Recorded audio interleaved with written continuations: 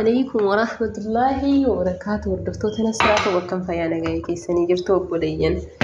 الحمد لله رب العالمين. أنا فيانا جايكي يا جلة ربي كيفكم يا جماعة.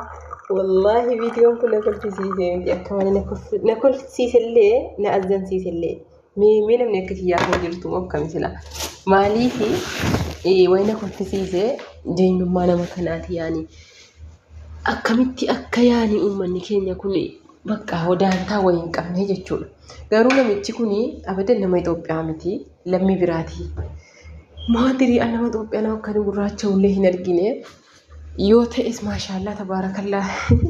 Ani wallahi namitti hin dhiiran jedhe malee yamanii fayyaa ijisiisii kurrifatanii kunoo akka waan maraatanii gadi ba'anii wallahi kan nama aarsumaanii.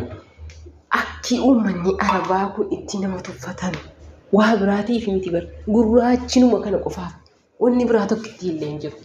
Wallaahi akki jarri itti nu tuffatan.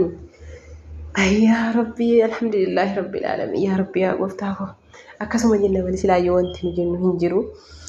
Akka dhaqanii feesbuukii tokko irra galii tiktook irra galii itti hundi jechuudha.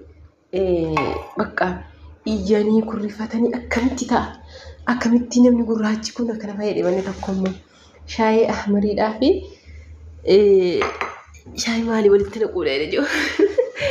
Wallahi laazim akka nafaa jedhee haasaa jechuudha.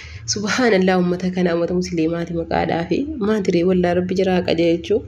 Akka shari'aa musliimaati yaani abbaa barbaadde abbaa jaallattee fuuchuunis mirga keetii isii dubarbaatiif illee shari'aa musliimaa yaani ka isiin jaallattee kennaa jedha. Mucaan kun jedhanii guyyaa lama sadii manatti deebi'ee jedhan mana jiraatti yaani.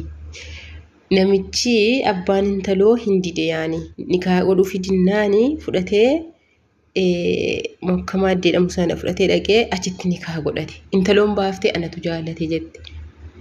Kanuma keessaa gadi ba'anii arbaa shiriinsaa iyyanii subhaanallah yaa Rabbi. Maadri waan akka kana jara ijisiisu Allahu alim. Uummanni Yemanii kun waan akkana ajandaa jaallatan uummata Arabaa keessaa. Wallahi laazim baay'ee tokko ajandaa jaallatan maaliif jennaani baranallee akka sana jechuudha waa'ee ijoollee Itoophiyaa Yemanii sana rukutte irratti akka sana gadi ba'anii iyyanii ajandaa qawxii bakka akkuma nama keenyaa waa'usu yaani. Fakkeenyaaf Arabni biraa maashaallah tabaarakallah maadri akka kanaa miti. Bakka ajarri kuwwama micuu tokko argannaan arbaa shiriinsaa isuma bakka uuma sanarraayyee viidiyoo waraabadhu. Wallahi namicha tokko wayisila wayina aarsi dhaqee koomentii jalatti arrabsi rabbina. Maani beeytanii wani na aarsee akkana jedhe hin xallaqaa amma jedhe. Inuma abada wajjiniin hin taa'u hin xallaqa jedhe. Mee mucaadhaan jaalladhee jette. Khayr inshaallah nama naarsu wallahi na aarsi barra.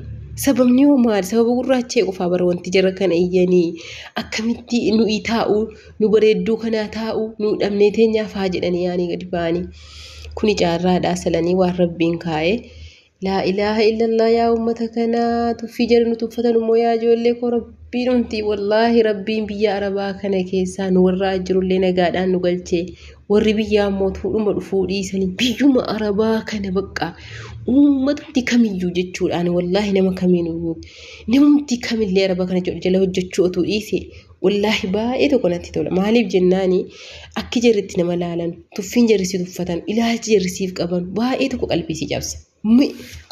Maali yoo abbaa isaa fuudhee intaloom akka jaallatte himti anatu jaallate fedha kiyyaanii nan jaalladhe habiibiyetti maashaallah tabaarakallah wallahi akkasni taasifte tokko das nama hidha yaanii intali jaallatte namichi jaallatee fudhatee bade kalaas maali rakkoonni akka kana arbaa shiriinsaa jara iyyisiisu iyyanii jechuudha. Hinuma xallaquu qaba laazima xallaquu qaba malee abada wajjin hin taa'u jedhan nama naarsu. Subhanallah ummata kana wallahi tuffii jarnu tuffatan rabbiin jazaa jiraa fakaffalu inshaallah guyyaa qiyaama. Wallahi ani baay'ee tokko qalbiin ajabsa yeroo jarra akkatti bakka ummata keenya kana tuffatanii akka waan yaanii bifama bakka maadri yaa Rabbi yaa gooftaa koo ati rakkinuma kana keessaa nu baasi wallahi laazim silaanullee akkuma kanatti kabajaadhaan biyya keenya teenye jenne biyya keenyatti nus kabajaa qabna. Garuu yeroo namni bakka akkasitti rakkinaa fi bifaan itti nama godhu wallahi baay'ee tokko nama dhibaa.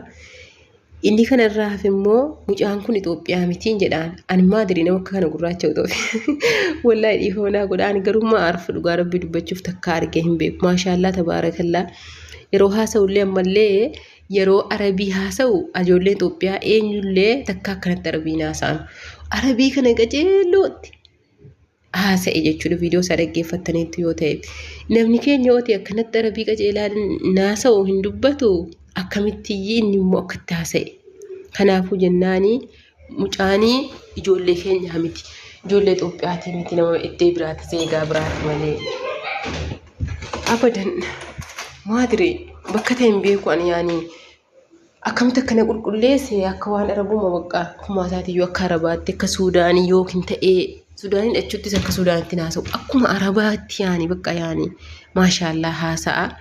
Ijoolleen keenya haasaallee akkasitti sirriitti qajeeltanii hin haasa'anuu jechuudha. Ammallee bifaanillee yookiin Keeniyaa, Ugaandaa waan akkasii ta'a malee abadanii mucaan ijoollee Itoophiyaati miti. Bakka wanti tokko yoo bade Itoophiyaatti achi dabsanii bara. Itoophiyaa baranas yeroo akka sana uummanni sun hundi dhufu kan jara keessa jiraatu zeegaa meeqaatama jechuudha biyya arabaa kan maaliif jennaan sababa karaan jiraa qaxxaamuree suudii geessu ennaan nama danuuti achi keessa jiraata biyya jiraa sana keessa. Biyya jiraatu hojjetatee jijjiiramuuf utuu hin taane irra guddeessi namaa achi gatii karaan irra baasuuf achirraan darbee adeemu jedheeti jechuudha. Somaaleen yaani biyya danuudha kan achi keessa jiraatu garuu jarri baranallee Itoophiyaa kana abuushidha malee wallahi yoo sana akkatti biddinatti qabatu utuu afaan arabii kana sirriitti beekee ila gadi ba'ee bakka akka ta'eetuma ara galfadhee wallahi akkatti na gubu abuush illaan ishee abuush jedhanii mucaa akka jarritti nu arrabsan subhaanallah yeroo jarri akkas nama arrabsan wallahi qalbiin nama cabaa ummanni kun subhaanallah ummata rabbiin sodaane rabbiin jala haqa jeelchu malee akkasii dhawaata hundaan dhawaata waa badeeni nama biyya keenya Itoophiyaa maaliif jennaa Itoophiyaa waan sodaattu daantaa wayin qabdu maashaallah tabaarakallaa rabbi qabeenyoo kan dhoowwate malee gara biraatiin wallahi jayna waan taate jennaani iddeen biraa yaani in sodaatani zeegaan kamiyyuu Itoophiyaa qofittidha kan waa hin sodaan sababaa kana jennaani yoo waa bades yoo maaliyyuu ta'e Itoophiyaatti geeffama jechuudha Habashaan akkana goote Itoophiyaan akkana goote barana nama sana hundi sun Itoophiyaa miti. Zeegaa biraa meeqaatama keessa jira garuu jarri walitti dachaasanii uummata miskiina sana jechuudha shaarirraa qabanii abuush jedhanii akkasitti nu fokkisiisanii addunyaa kanarratti jechuudha akkanatti biyya keenya keessa taa'uun dhoowwanii jedhanii akkasitti maqaa nu balleessan maqaan jira abadu wallahi maadiri ani wallahi uummanni kun garuu baay'ee tokko gaariidha jedhani akkuma isaan kanallee ijoolleen achi keessa ba'anii dhufanii yamaniin kun akka malee gaariidha arjaadha bakka nama nyaachisanii na ubaasan bina jedhanii waan isa jiraa himatu garuu jarri ajandaa kaatanii waan ta'e kana ho'isanii bakka zahamaa godhan kuni baay'ee tokko nama aarsa yaani maaliif yeroo danuudha jechuudha nutti deddeebi'aniiru amma kunu midhaqaatii ilaalaa yaa jamaa akka jarritti nu arrabsaa jiran akka jarri arbaa shiriin sa'a bakka akkana abuush yeroo isin jettuun immoo bismillah na gubaa miti bidda kanatti qabsiisa ilaahay bidda kanatti qabsiisa wallahi laazim akka waa yookiin namni kun ana ta'e yookiin obboleessa kiyya ta'e wayi maadiri leesh maa arfana inni akkasii wallahi baga fuudhe immoo namichi dhiira maashaallah tabaarakallaa ammallee tokko lammeeffattee akkuma kana laa jechuudha wallahi ammallee tokko lammeeffattee akkasitti biddatti qabsiisuudha malee wallahi deebii bareedaa isaan deebisaaf tuun afaan arabii kana sirriitti beekeeti garuu rakkoon keenya maanni arabiidhuma kana sirriitti bareechinee hin haasofnu wallahi tuun arabii beekee gadi ba'ee tokkodha godheetti ma jechuudha hojii jira nama naarsanuu mi'eessa baalaalaa wallahi akkamani naarsanii anaa inni akkasi rabbi wajjin umurii jira hadheeressu jira kana namichini tokko xallaqamuu qabdii dhagaa guyyaa silaa tokko wallahi takkanan golfaa takkana naara bismillah caatii maddii lammaniin guuttatee jechuudha maddii lamman akkatti xaaxessee akka dhoudhaa ka'u hin xallaqa wallahi jedhe kakata barsanu lubbuu isaatti kakatee abadan inumaan ta'u wajjiniin hin teessu kayr inshaallah